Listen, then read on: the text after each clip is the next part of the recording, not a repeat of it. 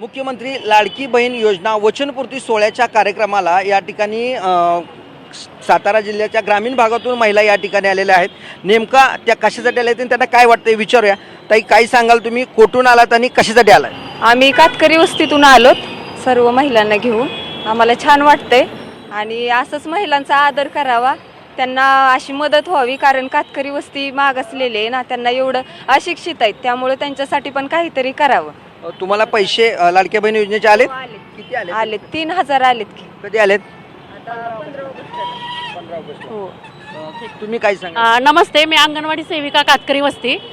गेले 20 वर्ष मी तिथं काम करते आणि ह्या महिलांसाठी सतत नवीन नवीन योजना येत असतात आणि त्यासाठी मी नेहमी प्रयत्न करत असते.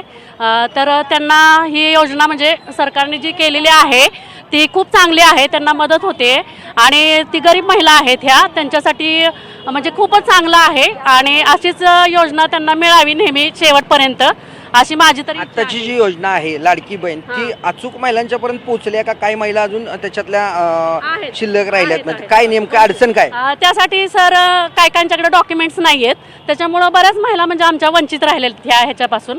तर त्यासाठी आमचे प्रयत्न चालू आहेत, म्हणजे त्यांना योग्य मार्गदर्शन की बाबा आता डॉक्युमेंट्स नसेल तर तिथं जाऊन ते करा, किंवा मी स्वतः जातीनं लक्ष देऊन त्या बँकेत जाते, त्या मॅनेजरला भेटून त्यांचे अकाउंट वगैरे उघडून देण्यासाठी प्रयत्न करते, म्हणजे बऱ्याच त्यांना सोयी मिळाव्यात, म्हणजे त्यासाठी पण आमचे सतत प्रयत्न चालू आहेत. आजी, तुम्हाला पैसे मिळाले? या बोला की बोला. तुम्हाला हे मिळाले, लाडक्या बहिणीचे पैसे मिळाले? फॉर्म नाही भरला अजून. तुम्हाला मिळाले? आम्हाला भेटलेत कधी भेटले? 6 जानेवारीला 3000 रुपये. काय वाटते तुम्हाला? आम्हाला शांत मन झालंय आमचं का, कसं लाडक्या बहिणीला हे 3000 रुपये आम्हाला भेटलं म्हणून आम्ही की कसं काय आमचं घर चालू झालंय असं आम्हाला वाटलं. अनुदान म्हणजे हे अनुदान दिलंय म्हणून आमच्या जरा शांत जीवाला वाटलं लाडक्या बहिणीचं म्हणून. आज मुख्यमंत्री येत आहेत आणि तुम्ही त्यांना कशा धन्यवाद द्याल, काय सांगाल? आता धन्यवाद देऊ की आम्ही आमच्या मनानं शांत मनानं धन्यवाद देऊ का, तर आमच्यासाठी त्यांनी एवढं केलं, आम्हाला एवढं दिलं.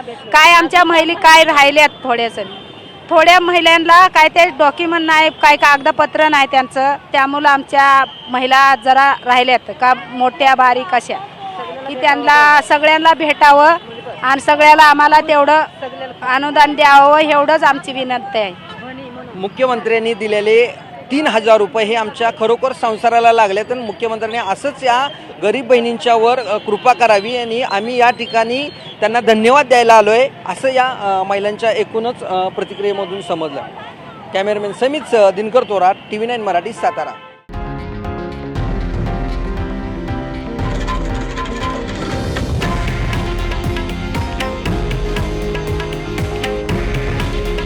हे आहे देशातील नंबर 1 न्यूज नेटवर्क आणि आपण पाहत आहात TV9 मराठी.